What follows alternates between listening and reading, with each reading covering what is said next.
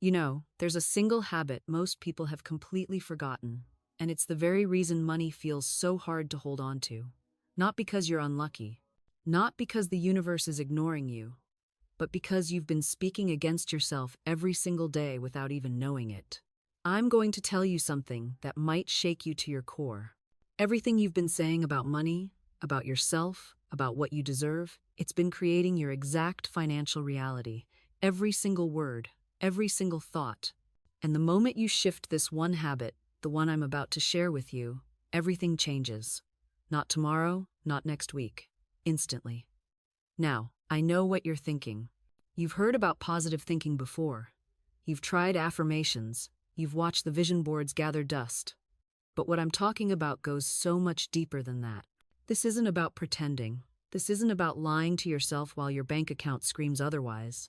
This is about understanding a spiritual law that's been working in your life, whether you believed in it or not, and learning how to finally work with it instead of against it. The forgotten habit is this: watching your words as if your life depends on it. Because, darling, it does. For years, I watched people come to me broke, desperate, convinced they were cursed. And every single time when I listened closely, I heard it, the pattern. They would say things like, "I can never get ahead," or "money just slips through my fingers," or "I'm not meant to be wealthy." And they said these things so casually, so automatically, like they were just stating facts about the weather. But these weren't facts. These were commands. Orders given directly to the universe, to the divine intelligence that responds to every single vibration we send out. You see, your word is your wand. It's the most powerful tool you have. More powerful than any job, any strategy, any inheritance. Your words are shaping your world right this very moment. And if you've been using them carelessly, if you've been speaking poverty while desiring wealth, you've been trying to drive forward with one foot slammed on the brake. But here's what thrills me to my core. The moment you understand this law, the moment you truly grasp that your word is your wand, everything shifts. You don't need to wait for circumstances to change. You don't need permission from anyone. You can begin right now, right where you stand, to speak a new world into existence. I've watched this happen over and over. A woman comes to me, desperate, saying she can't pay her rent. Her words are drenched in fear. "I never have enough. Money slips through my fingers. I'm always broke." And I stop her right there, because those words, they're orders she's placing with the universe. She's literally requesting more lack, more struggle, more empty pockets. So we change the words. Not as affirmations she doesn't believe, but as truth she claims. Money flows to me freely. I am a magnet for prosperity. My supply is endless and immediate. At first it feels like a lie. Her logical mind rebels. But here's the secret. The subconscious mind doesn't know the difference between what you habitually say and what's real. It simply accepts your words as instructions and gets to work making them manifest. Within days, something shifts. A check appears. An unexpected refund. Someone pays back an old debt. The universe has infinite channels for your good, but you must open them with your words. You must stop sealing them shut with declarations of limitation. And it's not just about money. I've seen people speak themselves into perfect health, into ideal relationships, into creative breakthroughs they'd struggled toward for years. The principle is always the same. Your word sets the law in motion. Think of it this way. You wouldn't walk into a restaurant and order spoiled food, then act surprised when you got sick. Yet you walk through life ordering failure, difficulty, and heartbreak with your casual speech, then wonder why these things keep showing up on your plate. Every complaint is an order for more to complain about. Every criticism of your circumstances is a request for those circumstances to continue. Every time you say "I can't," you're commanding your creative power to stop working on your behalf. So what do we do instead?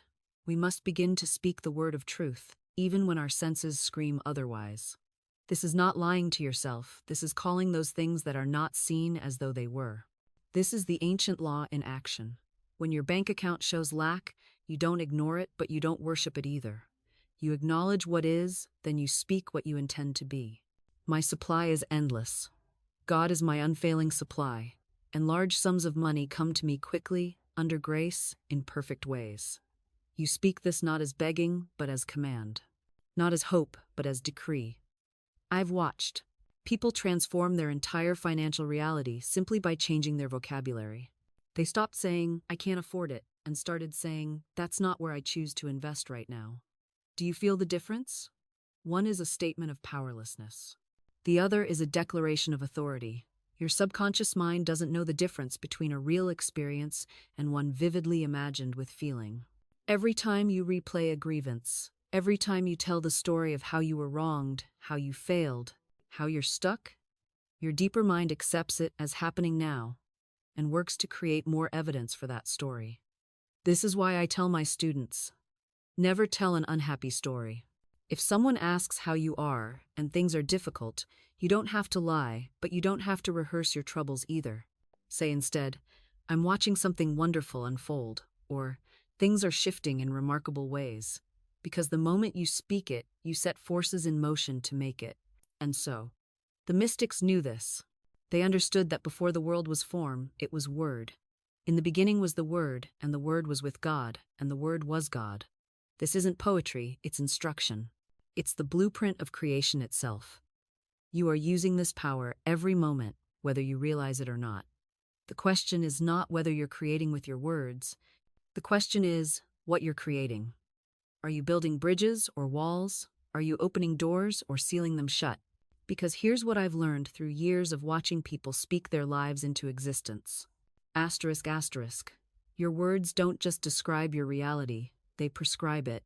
Asterisk, asterisk. Think about the person who constantly says, "I can't afford that." They're not just making an observation, they're issuing a command to their subconscious mind, to the universe, to every opportunity that might come knocking. They're essentially saying, "Stay away from me, abundance. I've already decided you're not for me." I knew a woman once brilliant, talented, capable of extraordinary things. But every time an opportunity arose, she'd say, "Oh, I'm not ready for that yet. I'm not qualified enough. I need more time." Year after year, the same words. And year after year, life listened.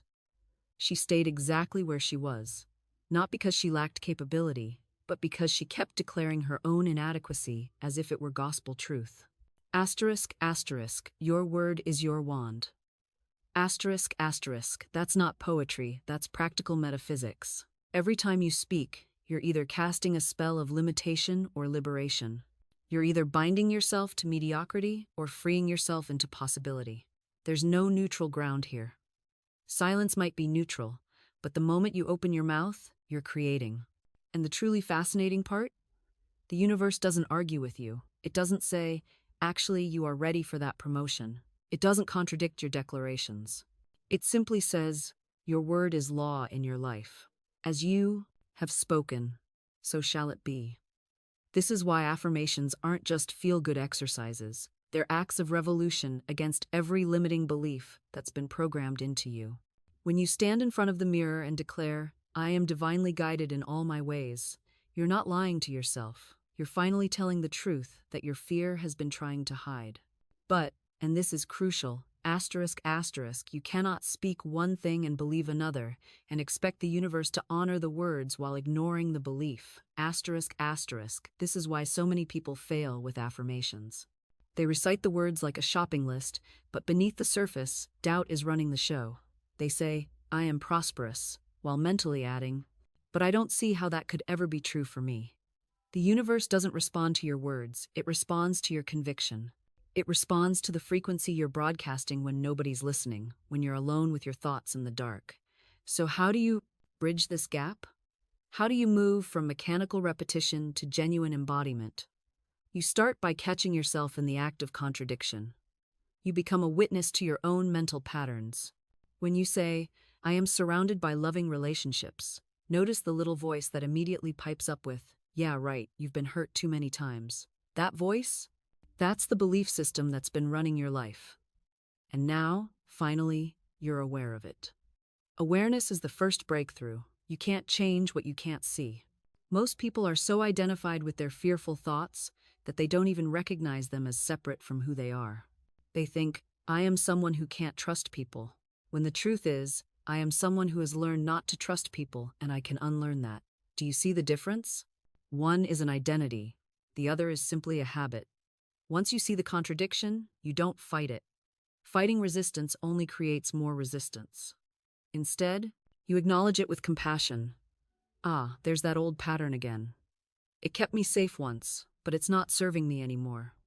Then, and this is the key, you gently redirect. You don't bully yourself into believing. You invite yourself to consider a new possibility. Ask yourself, what if the opposite were true? What if I actually am worthy of love, success, and joy? What evidence from my life, even small, overlooked moments, supports this? Because here's what fear doesn't want you to know. There is always evidence for the truth you want to embody. Always. You've just been trained to filter it out, to dismiss it as coincidence or luck. Your job now is to become a detective for your own miracles. Start small if you need to. Maybe you once needed money, and somehow through a conversation, a refund you'd forgotten about, a gift had appeared. Maybe you once worried about a relationship, and without force, without manipulation, the tension dissolved. Maybe you once feared a deadline, and everything aligned at the last moment. These weren't flukes. They were the universe responding to your word, whether you spoke it consciously or not. Now imagine what happens when you speak deliberately, when you stop pleading with life and start declaring to it. See, most people think affirmations are about repeating pretty sentences until you feel better. But that's not the power of the word. The power comes when you speak as if the thing is already done. Not, I hope to be abundant. Not, I'm trying to be confident. But I am abundant. I am confident. The universe is my source and supply. No negotiation, no hesitation. You speak it as law. And here's where people stumble. They speak the word, then immediately contradict it. They say, I am prosperous, and 5 minutes later, they're complaining about bills. They say, I am loved, then spend the evening recounting every rejection they've ever experienced. You cannot build a new house while simultaneously tearing houses down the foundation. Your word must be consistent. It must be protected.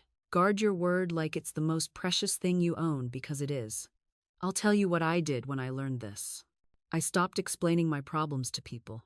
I stopped rehearsing my fears out loud. I stopped giving airtime to doubt. Instead, I began speaking only what I wanted to see manifest. If someone asked how I was doing, I didn't unload my anxiety. I said, I'm wonderfully blessed. Everything is working out for my highest good. And you know what happened? My outer world began to shift. Not because I was lying, but because I was finally telling the truth my soul knew all along. You don't need to convince anyone else. You don't need their agreement or their belief. You only need your own unwavering word. Speak it in the mirror. Speak it in your mind. Speak it until it becomes the background hum of your existence. That's when life stops resisting you. That's when doors you didn't even know existed swing open. I watched someone do this beautifully. She wanted to heal a damaged friendship. Every morning, she spoke aloud. There is perfect understanding between us. We are in harmony.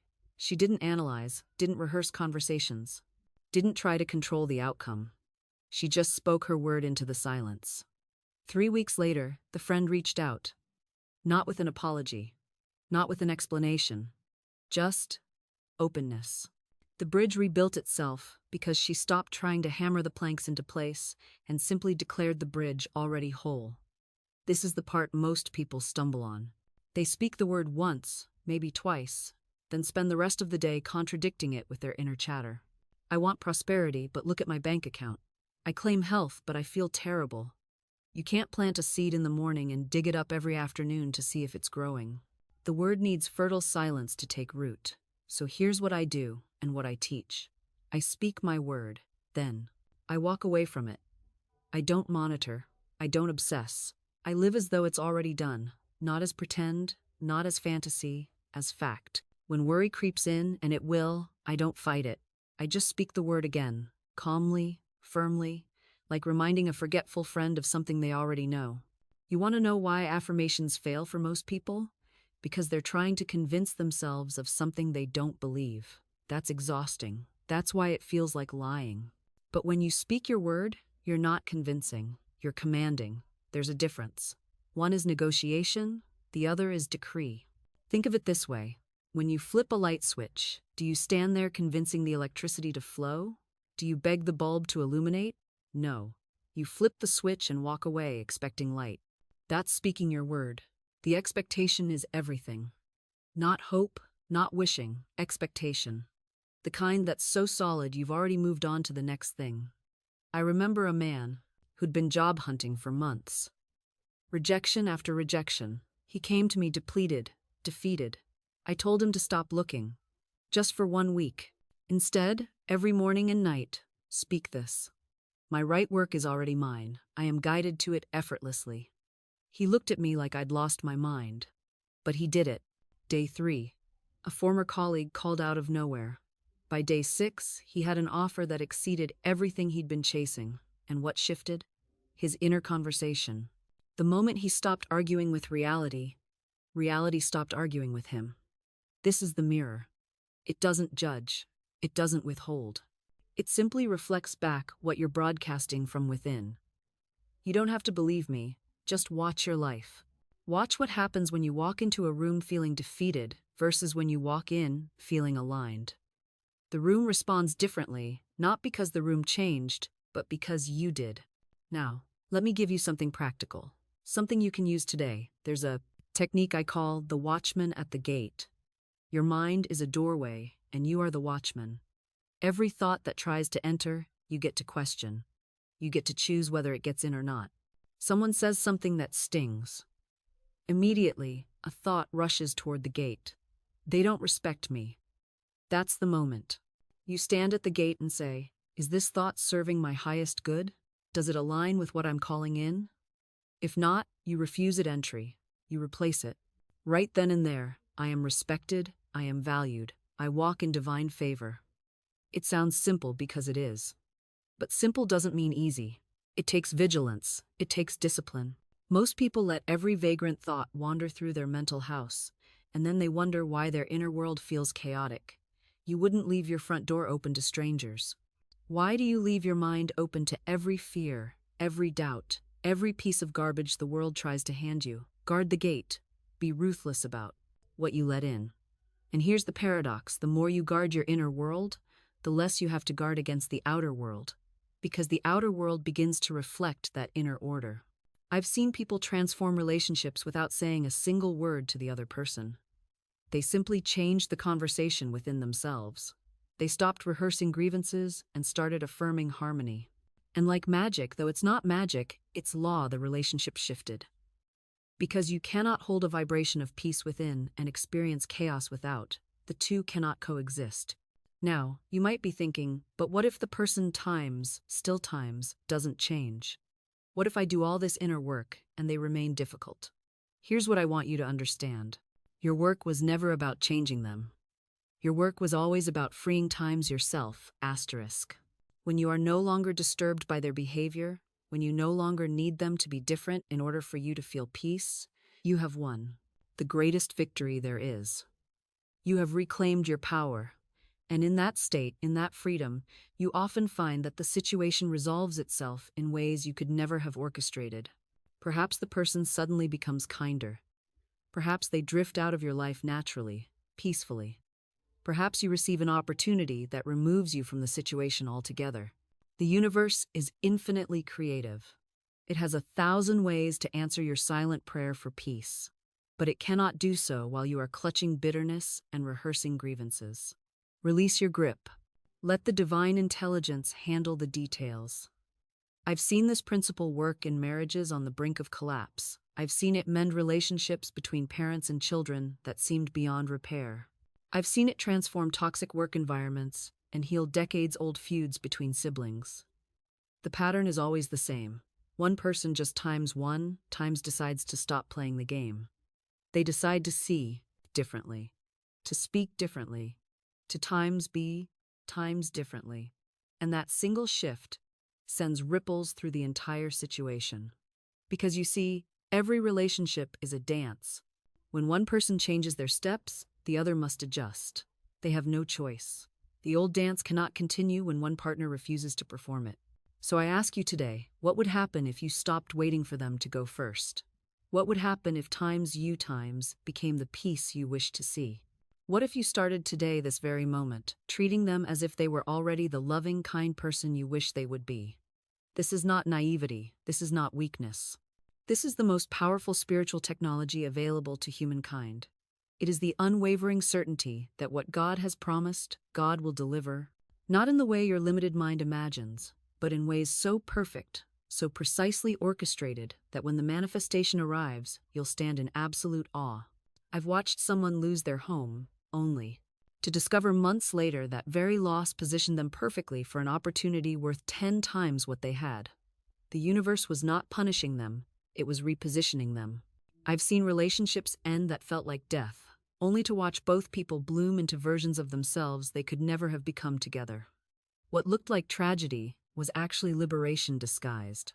You see, your spiritual law doesn't ask your permission to work on your behalf. It doesn't wait until you understand the entire plan. It begins the moment you speak your word, aligning forces you cannot see, moving mountains you didn't even know existed. But here's what you must understand. The waiting period between your declaration and its manifestation is not empty time. It is sacred incubation. It is the universe gathering materials, arranging circumstances, preparing people and places and moments to align perfectly. Your job during this time is not to figure out how it will happen. Your job is to remain faithful to your vision, to walk as though it's already done, to speak as though it's already true, to give thanks as though you're already living it. When doubt whispers, "It's taking too long," you respond, "Divine timing is perfect timing." When fear says, "Maybe it won't happen," you declare, "What God has promised, God will perform." When impatience screams, "I need to see proof," you stand firm. "I walk by faith, not by sight." This is not self-deception. This is spiritual maturity. This is understanding that the invisible realm is more real, more solid, more dependable than anything your physical eyes can see. The chair you're sitting on was once invisible, an idea in someone's mind. The building you're in was once formless, a blueprint, a vision.